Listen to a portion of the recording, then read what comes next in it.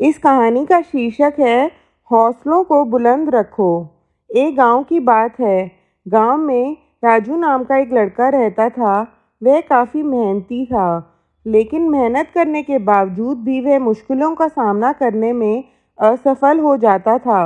छोटी छोटी मुश्किलों से डरकर हार मान लेता। उसके किसी कार्य में कोई भी अड़चन आ जाती तो वह उदास हो जाता था और अपनी मेहनत को बेकार समझने लगता था। अब ये मुझसे नहीं होगा, मुझे ये छोड़ देना चाहिए आदि विचार उसके मन में प्रकट हो जाते थे और वह अपने कार्य को वहीं पर विराम दे देता था। ऐसे ही एक दिन अपने घर के बाहर एक चबूतरे पर बैठा हुआ था।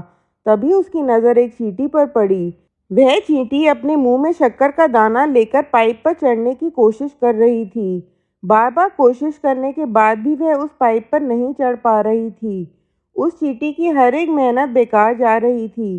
राजू उसकी हरकतें बड़ी ध्यान से देख रहा था। चींटी बार बार दाना लेकर आधे पाइप तक चढ़ जाती, परंतु कभी शक्कर का दाना नीचे गिर जाता तो कभी खुद ही गिर जाती। अपनी कामयाबी की आखिरी सीढ़ी पर जाते जाते नाकामयाब हो जाती थी, लेकिन अपनी मेहनत में कोई कमी नहीं छोड़ती थी।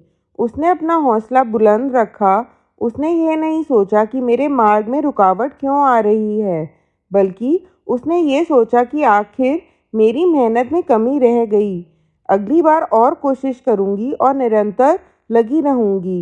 राजू के देखते ही देखते वह चींटी उस पाइप पर चढ़ ही गई और अपनी मंजिल तक पहुंच ही गई।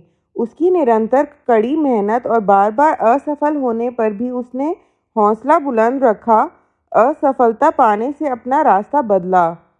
उसकी मेहनत को देखकर राजू ने सोचा, अगर मैं असफल होने के बाद भी मेहनत जारी रखता तो आज इस चींटी की तरह सफलता हासिल कर लेता।